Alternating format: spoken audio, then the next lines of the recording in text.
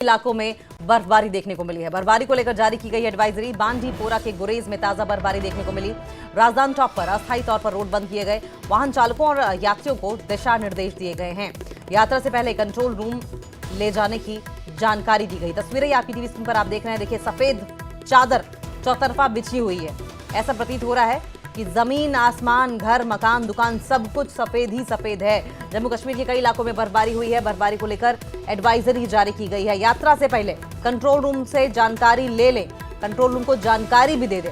बांडीपोरा के गुरेज में ताजा बर्फबारी की तस्वीरें आप देख रहे हैं, जहां पर राजधानी टॉप पर अस्थायी तौर पर फिलहाल के लिए रोड बंद कर दिया गया है, क्योंकि अभी इस सड़क पर जाना खतरे से खाली नहीं होगा।